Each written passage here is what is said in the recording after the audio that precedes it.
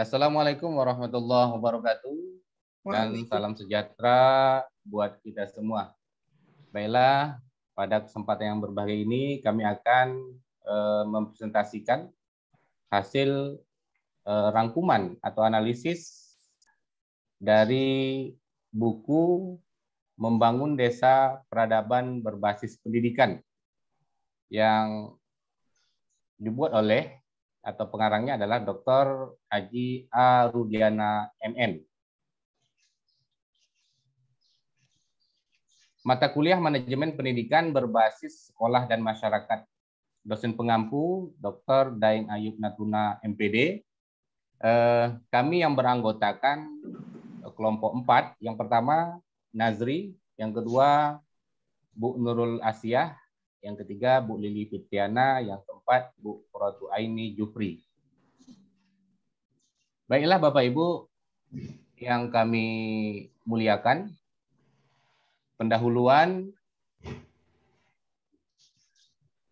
Pada pendahuluan, desa memiliki posisi strategis di dalam kehidupan berbangsa dan bernegara. Sumber daya desa memiliki berbagai potensi, baik dari aspek sumber daya alam, pendidikan, ekonomi, sosial, budaya, dan lingkungan, terutama sumber daya manusia. Setiap kondisi masyarakat memiliki ciri dan tantangan masing-masing dalam mendapatkan akses pendidikan. Salah satu solusi untuk mendapatkan pendidikan adalah dengan diadakannya pendidikan non-formal bagi masyarakat. Buku Membangun Desa Peradaban Berbasis Masyarakat yang ditulis oleh Dr. Haji A. Rudiana MM merupakan wujud pengabdian masyarakat. Di dalamnya memberikan sebuah harapan pada insan pendidik, pengabdi, dan peneliti di dalam mengembangkan tugas yang pada akhirnya dapat memberikan kontribusi pada pembentukan karakter pendidikan yang bermutu.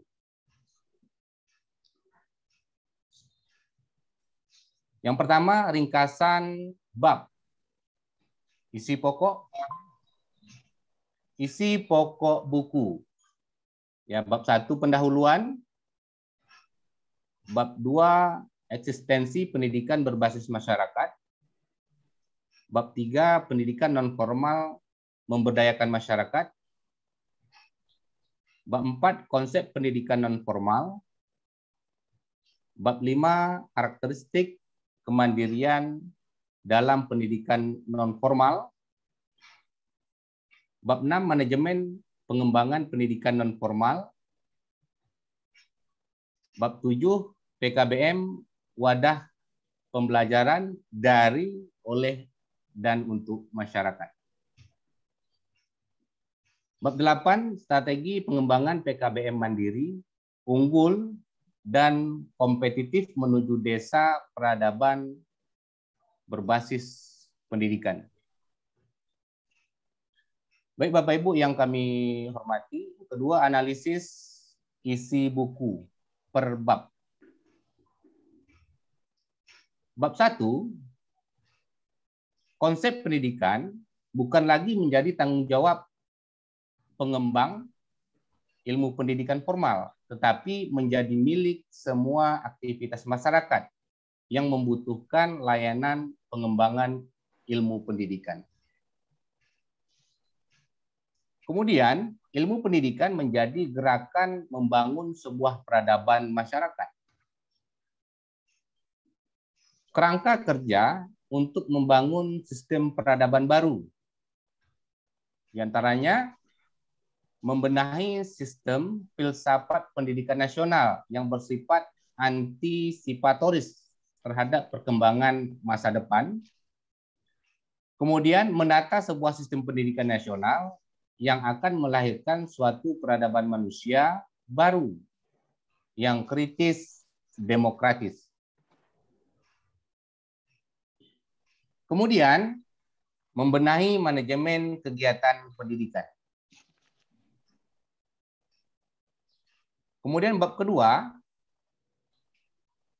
pendidikan berbasis masyarakat merupakan model pendidikan yang mana segala hal yang terkait di dalamnya lebih banyak melibatkan peran masyarakat daripada keterlibatan atau campur tangan negara atau pemerintah. Masyarakat mempunyai wewenang dan tanggung jawab besar dalam penyelenggaraan. Praktek pendidikan berbasis masyarakat telah lama ada sejak kemerdekaan Indonesia, bahkan sebelum kemerdekaan. Walaupun secara konseptual, model pendidikan berbasis masyarakat belum diformulasikan secara baku seperti saat ini. Kemudian untuk selanjutnya kami serahkan kepada saudari kami. Baik, saya akan melanjutkan bab 3. Nah, pada bab 3 ini membahas tentang pendidikan non-formal, di mana pendidikan non-formal adalah salah satu jenis pendidikan yang dilaksanakan oleh masyarakat di luar kegiatan persekolahan pendidikan dengan mengedepankan kondisi real yang ada di masyarakat. Nah, jadi pendidikan non-formal yang juga dikenal oleh masyarakat Indonesia dengan berbagai istilah menurut perkembangannya, merupakan institusi atau lembaga pendidikan yang memiliki program layanan pendidikan yang luas dan kaya, serta spesifik sebagai perwujudan implementasi tentang filsafat pendidikan sepanjang hayat. Kemudian proses pemberdayaan masyarakat melalui pendidikan non-formal merupakan upaya yang memungkinkan masyarakat dengan segala keberadaannya agar dapat memberdayakan dirinya melalui pendirian pusat belajar mandiri sebagai pangkal dari kegiatan pengembangan kapasitas sumber daya manusia. Selanjutnya dalam bab 4. Pada bab 4 membahas pendidikan non-formal yang juga merupakan jalur pendidikan di luar pendidikan formal yang dapat dilaksanakan secara terstruktur dan berjenjang. Jadi secara sosiologis, psikologis, ekonomis, dan filosofis, baik di negara maju maupun negara berkembang, kenyataannya sangat membutuhkan pendidikan non-formal. Karena memang dalam menghadapi pembangunan bangsa dan berbagai permasalahannya, tidak mungkin hanya mengandalkan pendidikan formal saja atau pendidikan di sekolah saja, yang ternyata masih memiliki kelemahan-kelemahan dan kritik terhadapnya. Nah, kemudian jalur pendidikan ini diselenggarakan bagi warga masyarakat yang memerlukan layanan pendidikan yang berfungsi sebagai pengganti, penambah, dan pelengkap pendidikan formal dalam rangka mendukung pendidikan sepanjang hayat. Selanjutnya, bab berikutnya saya serahkan kepada Saudari Nurul. Baiklah, terima kasih Bu Lili. Saya akan melanjutkan presentasinya, yaitu tentang bab 5. Dalam bab 5 ini, analisis buku menjelaskan untuk mendukung keberhasilan realisasi dari pendidikan non-formal, ada beberapa karakteristik dasar yang harus dijadikan pegangan bagi tutor, fasilitator, provider dalam mengembangkan pendidikan non-formal, diantaranya adalah yang pertama, kompetensi yang dikembangkan. Yang kedua, peningkatan kemandirian dalam proses pembelajaran. Yang ketiga, pemberdayaan masyarakat dalam pengelolaan program PNF. Selanjutnya, bab yang ke-6. Pengembangan sumber daya manusia dapat dilakukan melalui pendidikan dan pelatihan dalam rangka meningkatkan kemampuan kerja. Di antaranya melalui yang pertama, on the job training, yaitu kegiatan diklat melalui program magang. Yang kedua, on-site training, yaitu diklat dilaksanakan setelah jam kerja namun tetap mempertahankan situasi kerja sesungguhnya. Yang ketiga, off the job training, yaitu diklat melalui disimulasi belajar, situasi kasus, bermain peran, dan lain-lain. Selanjutnya akan dilanjutkan oleh Bu Ani. Oke, terima kasih Bu Nurul. Di sini saya akan menjelaskan tentang bab 7, yaitu mengenai fungsi pusat kegiatan belajar masyarakat. Jadi setelah dijelaskan oleh teman-teman tadi, Untuk mengembangkan sumber daya manusia yang ada di desa, alangkah lebih baiknya jika kita membentuk suatu pusat kegiatan belajar masyarakat atau yang biasa disingkat dengan PKBM. Adapun fungsi dari PKBM ini yang pertama yaitu sebagai tempat kegiatan belajar. Jadi nanti tempat ini akan menjadi pusat di mana masyarakat menimba ilmu mengenai berbagai keterampilan yang akan digunakan untuk meningkatkan kualitas hidup mereka. Kemudian yang kedua, sebagai tempat pertukaran berbagai potensi. Kemudian yang ketiga, sebagai pusat sumber informasi mengenai berbagai keterampilan atau kesempatan hidup. Kemudian yang terakhir, PKBM ini juga bisa berfungsi sebagai ajang berbagi keterampilan dan pengalaman. Jadi di dalam desa itu ada berbagai masyarakat dengan berbagai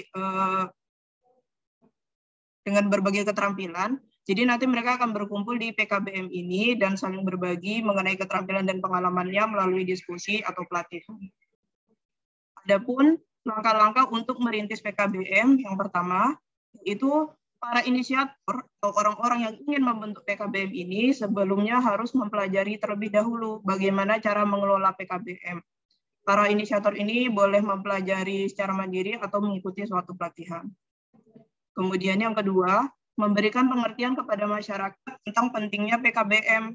Jadi nanti ketika sudah terbentuk, masyarakat bisa ikut berpartisipasi aktif dalam kegiatannya.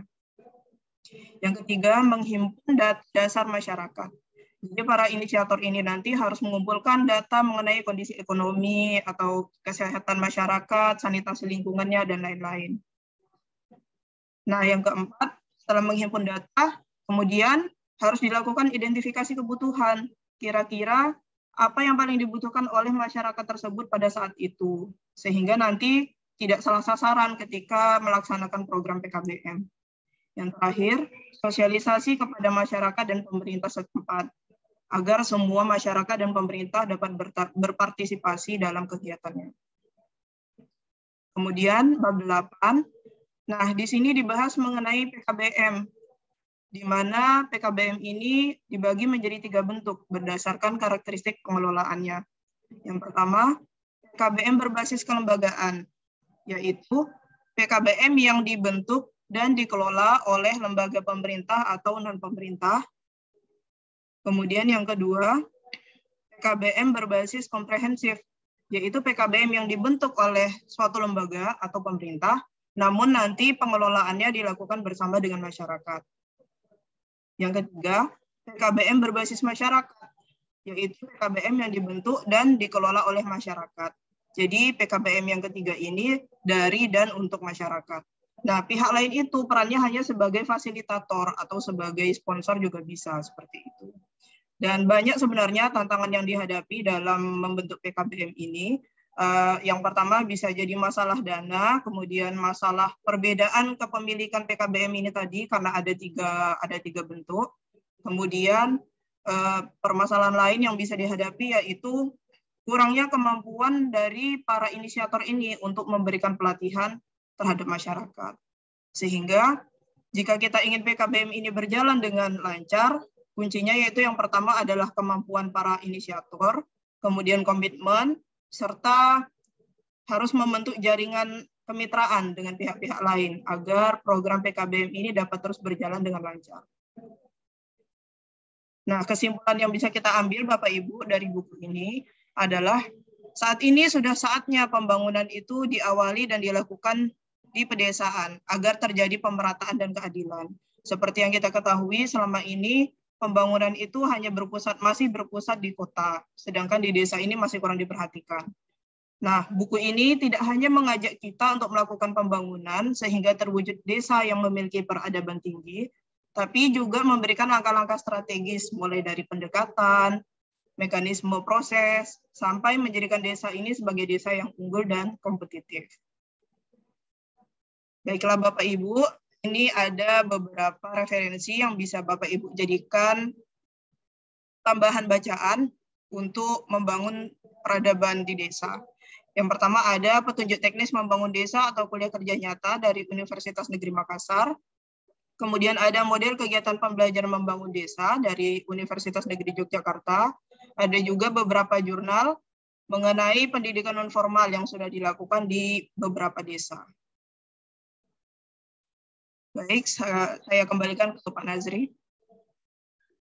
Oke, baik. Terima kasih saya ucapkan kepada saudariku Bu Aini, Bu Lili, dan Bu Nurul yang sudah memaparkan atau mempresentasikan kegiatan kita, yakni mempresentasikan, merangkum serta menganalisis buku yang sudah diberikan oleh dosen. Baiklah Bapak Ibu yang saya hormati, yang saya muliakan, demikianlah yang dapat kami sampaikan untuk pada hari ini. Mudah-mudahan ini menjadi tambahan ilmu bagi kita bersama dalam memajukan pendidikan khususnya di daerah kita masing-masing. Ya, kami tutup. Kami dari kelompok 4 ya Bu ya. Kelompok 4 kami tutup dengan mengucapkan wabillahi taufiq wal hidayah. Assalamualaikum warahmatullahi wabarakatuh. Waalaikumsalam warahmatullahi wabarakatuh.